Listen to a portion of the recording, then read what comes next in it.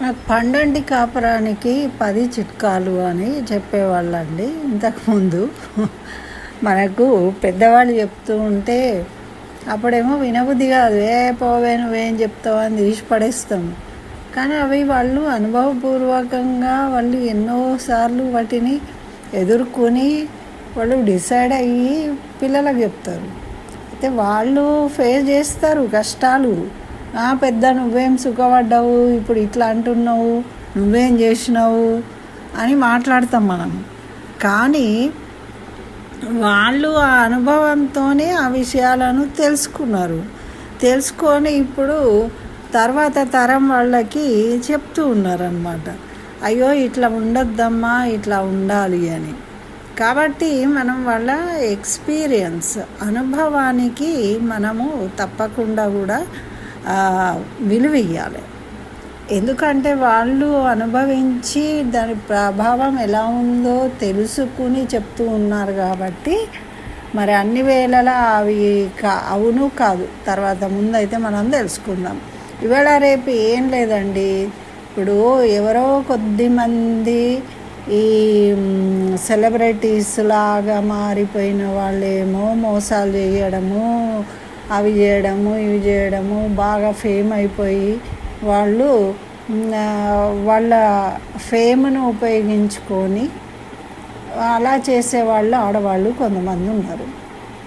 కొంతమంది విడాకులకు వెళ్ళడం. కానీ చాలామంది ప్రేమించి చేసుకున్న అరేంజ్మెంట్ అంటే తల్లిదండ్రులు చూసి చేసిన సంబంధాలైనా కూడా ఇంట్లో చికాకులు పడుతూ కాలం గడుపుతూ ఉంటారు.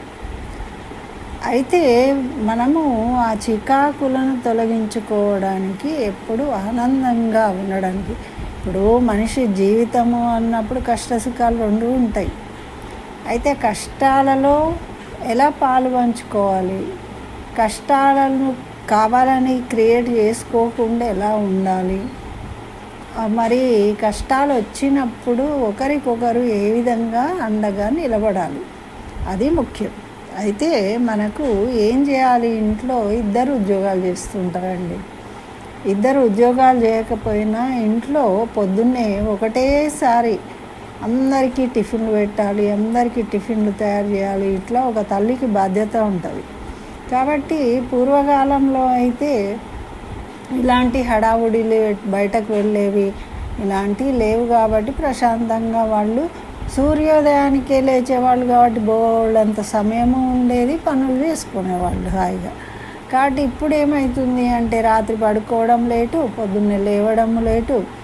మరి మనకేమో దూరాలు వెళ్ళే పని ఉంటుంది, చాలా దూరాలు. ఈ సిటీలలోనేమో ట్రాఫిక్ కాబట్టి 1-2 గంటల ముందు బయలుదేరాలి.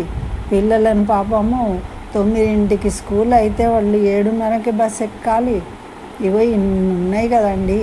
మరి ఇలాంటి అప్పుడు మనకు తొందరే ఉంటుంది. కానీ చాలా మటుకు ఇప్పుడు చదువుకున్న యువకులు యువతులు అందరూ కూడా కలిసిమెలిసి పని చేసుకుంటున్నారు. దాంట్లో ఏం మొహమాటమే అవసరం లేదు.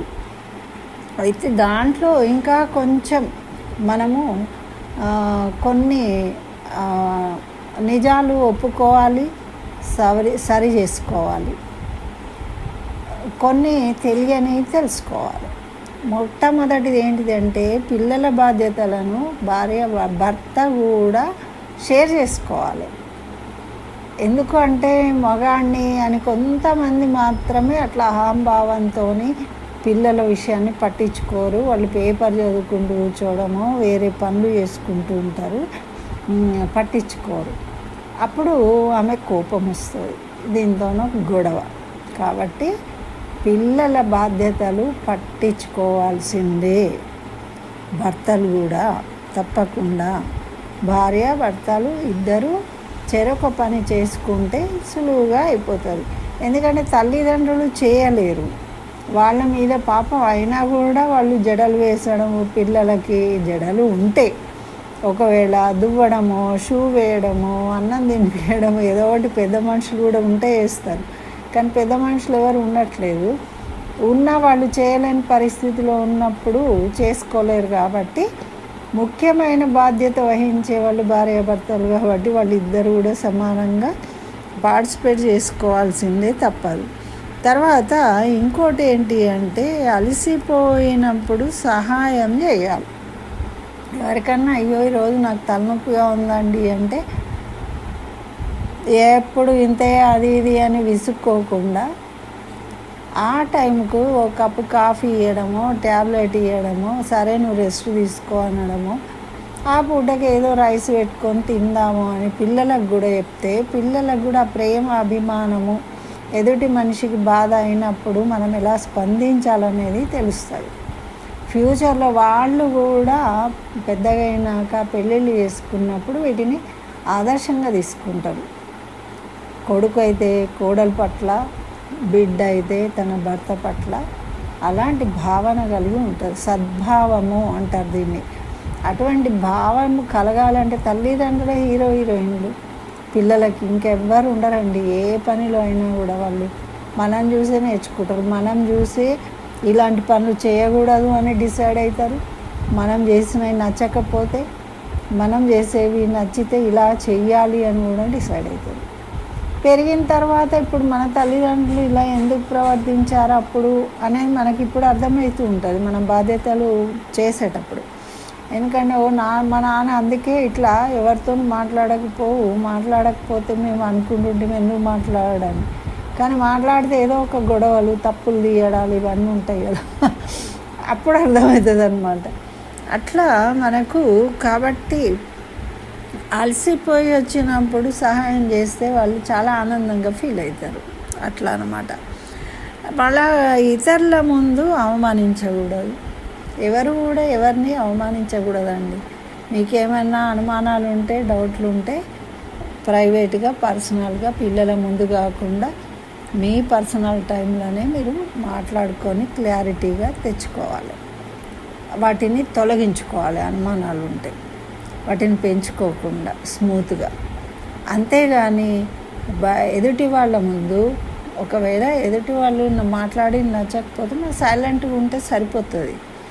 కానీ భార్యను ఎదుటి వాళ్ళ ముందు భర్త అవమానపరచడం, భర్తను భార్య అవమానపరచడం బాగుండదు. సాధ్యమైనంత వరకు కూడా ఏదైనా మెచ్చుకోవడమే జరగాలి. ఈమె చేయబట్టేనండి నన్ను మంచిగా చేసుకోగలుగుతున్నా అన్నారనుకోండి, మెచ్చుకోలు మాత్రమే ఇతరుల ముందు జరగాలి. అది కూడా ఓవర్గా చేయాల్సిన అవసరం లేదు. ఒక్కొక్కసారి అది కూడా మనకు ఎదురు దెబ్బ తాకుతుంది. ఎందుకంటే వీళ్ళు చాలా బాగున్నట్టున్నారు కాబట్టి అని దిష్టి పెట్టేటోళ్ళు ఉంటారు, చెడు చేయడానికి ప్రయత్నించే వాళ్ళు కూడా ఉంటారు.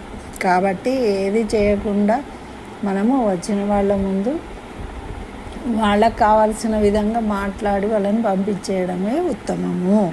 కాబట్టి ఎవరైనా సరే ఇతరుల ముందు అగౌరవంగా మాట్లాడకూడదు ఎవరి గురించి కూడా. మరి ఆమె ఇతరులతోని పోల్చడం, ఎవరైనా ఆయన చూడు ఎంత మంచిగా చేస్తుండు, ఎంత బంగారం కొనిచ్చిండు, ఇల్లు ఉన్నాడు, అది ఉన్నాడు, ఇది ఇట్లా చెప్పకూడదు. ఆడవాళ్ళు, మగవాళ్ళు కూడా అంతే. ఆమె చూడు ఎంత మంచి ఉద్యోగం చేస్తుంది, అట్లా ఉంది, ఇట్లా ఉంది అని ఎప్పుడు కూడా చెప్పకూడదు. మీరు ఎప్పుడైనా మంచిగా కనబడ్డప్పుడు మెచ్చుకున్నారనుకోండి, ఆమె ఇంకా మంచిగా రెడీ కావడానికి ప్రయత్నం చేస్తుంది. అట్లానే స్త్రీలు కూడా మంచిగా ప్రజెంట్గా ఉండడానికి ప్రయత్నం చేయాలి. మరి పాచిమొహాలు వేసుకొని, చిప్పిన ఎత్తులు వేసుకొని, నైటీలు వేసుకొని 24 గంటలు కనబడు బాగుండదు కదా. ఇంట్లో ఉన్నంత మాత్రం, బయటికి వెళ్తే మాత్రం మేకప్లు వేసేస్తారు, ఇంట్లో ఉంటే మాత్రం అసలు బట్టలు కూడా సరి చేసుకోరు. అట్లాంటి విధానం కాదు. మీరు మంచిగా కనబడాల్సింది మీ భర్తకు. కాబట్టి ఇంట్లో ఉన్నప్పుడు చాలా చక్కగా రెడీ కావాలి. బయటకు వెళ్ళినప్పుడు కూడా మామూలుగా రెడీ కావచ్చు, అంతేగాని అలా ఎప్పుడు కూడా చేయకూడదు అన్నమాట.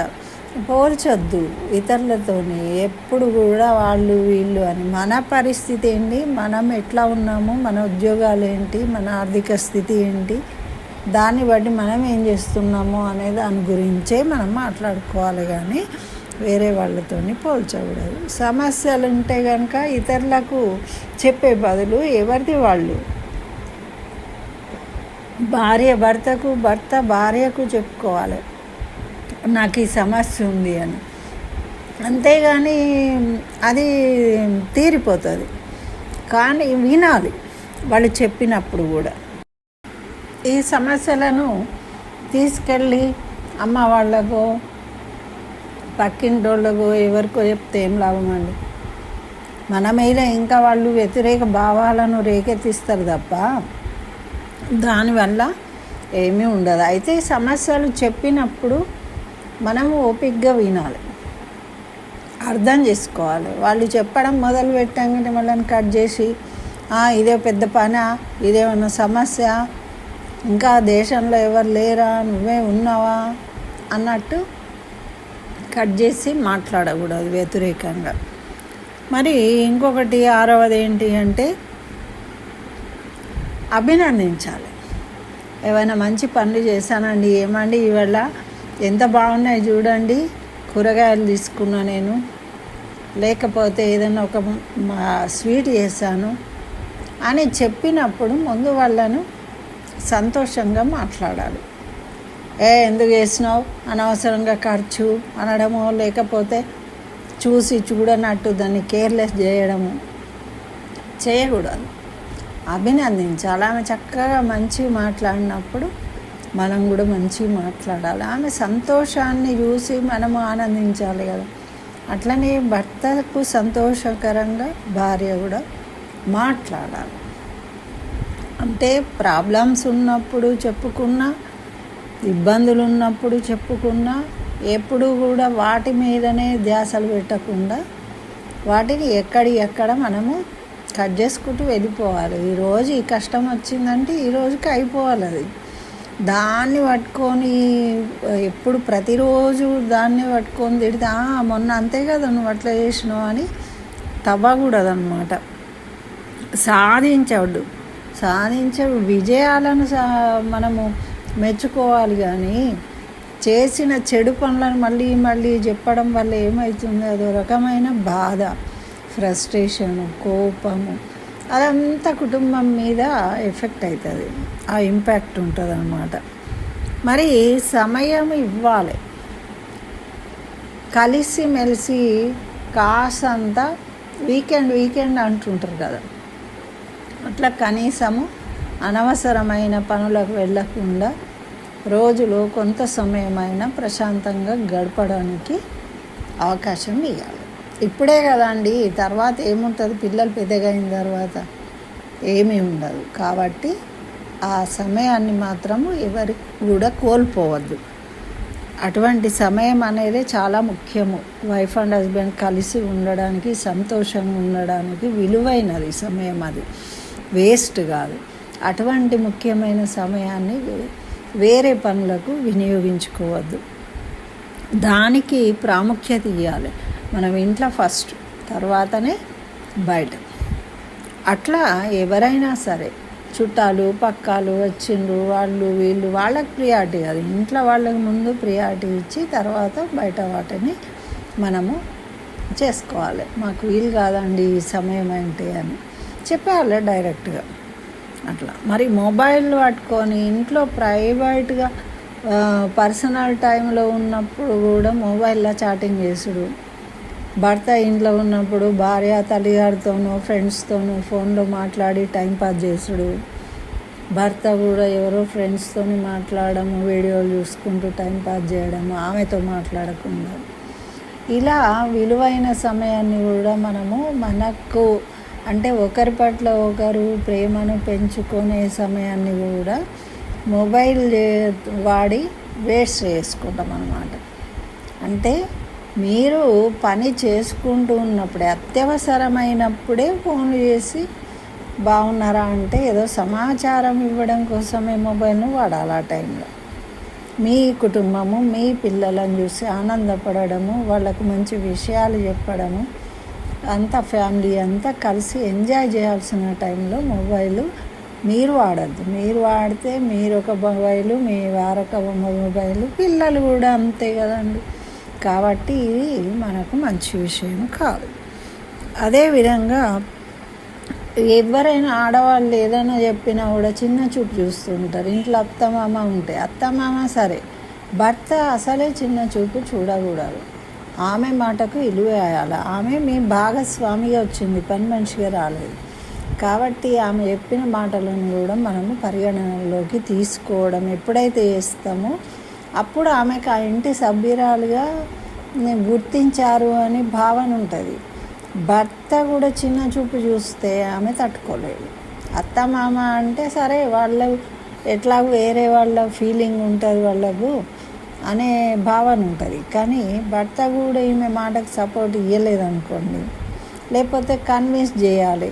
తల్లిదండ్రులకు భార్యకు మధ్యలో కన్విన్స్ చేసి దాన్ని ఏదో రకంగా మనము దానికి వాల్యూ ఇవ్వాలి. దాన్ని మంచిదైతే ఇలా మంచిది అని నిర్ణయించుకోవచ్చు, లేదు అంటే దీన్ని ఇది సరిపోదమ్మా అని తేల్చేయచ్చు. అప్పుడు సాటిస్ఫై అవుతారు. కానీ నన్ను అసలు విననట్టే ఏపా నీకేం తెలుసు అనడము, లేకుంటే అసలు వాళ్ళకి చెప్పకనే పోవడము, మీరే డిసైడ్ అవ్వడము, ఇలాంటివి చేయడం వల్ల వాళ్లకు చాలా బాధ కలుగుతుంది.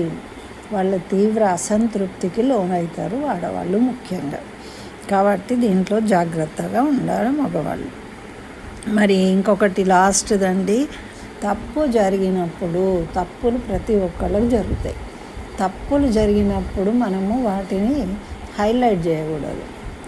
ఆ టైంలో సరేలే పోనీ అయితే ఏమైంది అని వదిలేస్తే ఏమవుతుంది అంటే ఆ తప్పు జరగకుండా చేయడానికి ఎదుటోళ్ళు ప్రయత్నం చేస్తారు.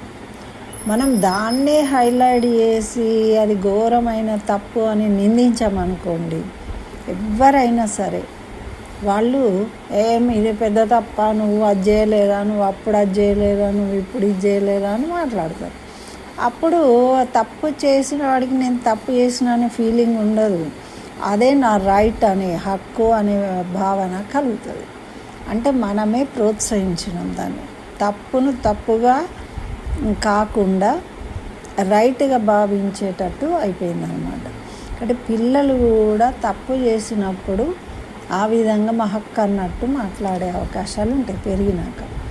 కాబట్టే మనము తల్లిదండ్రులుగా పిల్లల ముందు, పిల్లలు పుట్టేవాళ్ళు కనేవాళ్ళైనా ముందు మీరు బ్యాలెన్సింగ్గా ఈ విధంగా ఉంటే అదే మీకు ఆనందము, మీ ఇల్లు చక్కగా సుఖశాంతులతోని ఆనందంగా వర్ధిల్లుతారు. ఇవండి మరి ముఖ్యమైన విషయాలు. కాబట్టి వీటిలో ఒక రకంగా ఎదుటి వాళ్ళు మాట్లాడినప్పుడు మనం సైలెంట్గా ఉండడం. ఇంకో రోజు మనకు కూడా అవకాశం వస్తుంది ఎదుటి వాళ్ళని దులిపేది, అప్పుడు మనం కూడా దులిపచ్చు. వాళ్ళు సైలెంట్గా ఉండాలి. ఇలా బ్యాలెన్సింగ్గా వెళితే మనము ఆనందంగా మన కుటుంబము చక్కగా విలువలతో, మానవత విలువలతోని, మరి ప్రేమ అభిమానాలతోని విలసిల్లుతుంది. ఇది నా అభిప్రాయము. నేను చదివిన వాటి అనుభవపూర్వకంగా తెలుసుకున్న విషయాలను మీకు షేర్ చేసిన. నచ్చితే తప్పకుండా లైక్ చేయండి, షేర్ చేయండి. ఇంకా నా ఛానల్ సబ్స్క్రైబ్ చేయకుంటే సబ్స్క్రైబ్ చేయండి. స్వస్తి. సర్వం శ్రీకృష్ణ చరణారవిందార్పణమస్తు.